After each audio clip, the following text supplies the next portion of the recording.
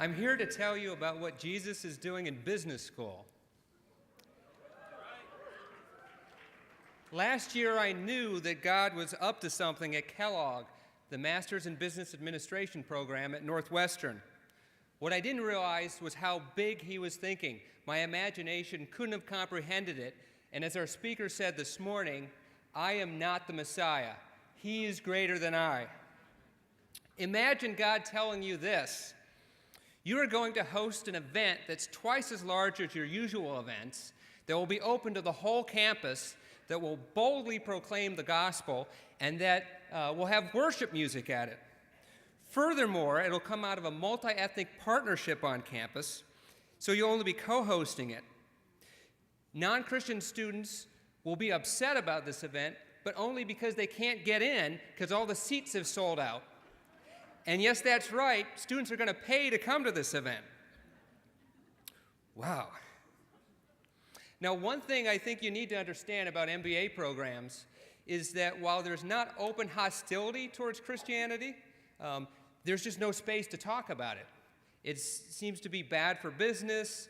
It's bad for your reputation as a student, some people think, especially if you're trying to build the golden Rolodex while you're in business school.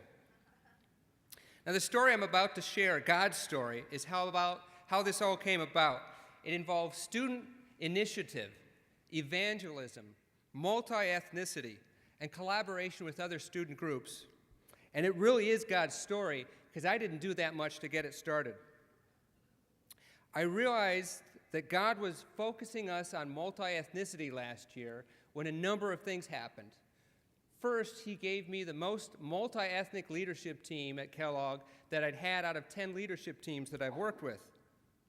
Second, he opened the door for me to meet one of the few black faculty members on campus who was heading up a diversity task force for the school, and it just so happened that 2 of my student leaders had joined that task force.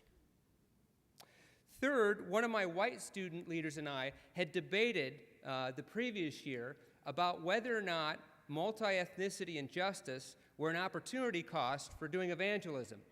And he thought that we really needed to focus more on evangelism. He came back after a summer internship and came to me and said, I was wrong. God actually spoke to him over the summer and changed his heart. I knew God was up to something with multi-ethnicity. But the final thing, the crescendo of the story, is that God opened the door for us to co-sponsor a gospel brunch with the Black Management Association on campus. This brunch was usually held every year as part of their annual Leadership Summit conference. Despite it being called a gospel brunch, however, there were many years where the gospel wasn't really part of it, and the student planners just saw it as an opportunity to jam another business speaker in to a slot. However, last year, God sent us Lizette, an amazing student leader. She was part of our fellowship leadership team, the Black Management Leadership Team, and the Hispanic Management Leadership Team, and other clubs too. Despite some resistance she received from the Black Management Team, she was able to convince them to allow our Kellogg Christian Fellowship to co-sponsor the gospel brunch, and more importantly, to actually have the gospel be part of the gospel brunch. Lizette's initiative really is what got it all started. Next, the student leaders immediately asked me if I could help them identify a guest speaker and gospel artists.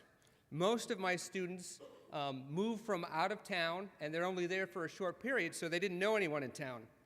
Well, I really didn't have any leads either, and so what I did was I stopped, I prayed, and I sought help.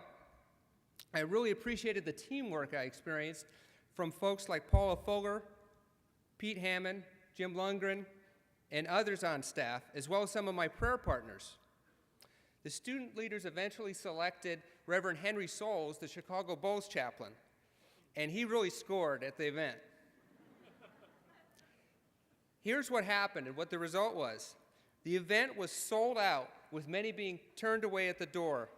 About 10% of the student body was in attendance. The feedback forms were excellent, and the Kellogg administration actually was very excited about it too, in part because it was a very multi-ethnic event. Now, the truth was, most of the non-black students who were in attendance were part of our fellowship.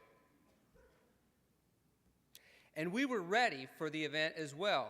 Many students invited their classmates, and we had prepared and trained for how to have follow-up spiritual conversations with their friends afterwards. Part of our vision in InterVarsity is to see not only students and faculty transformed, but also campuses renewed. And the thing that really excites me about the Gospel Brunch is that it involves institutional change at Kellogg. It's now part of the regular experience for students because we have students that lined up who wanted to host it for next year. That's not the end of the story either. Some of my student leaders from the MBA program at the University of Chicago were in attendance at the Kellogg Gospel Brunch, and they got inspired. They decided to partner with the Black Management Association at the U of C and host their first ever Gospel Brunch, which also was sold out, and also they're planning a bigger event next year.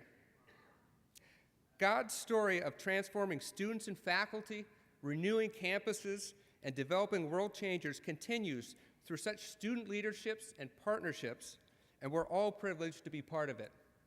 To God be the glory.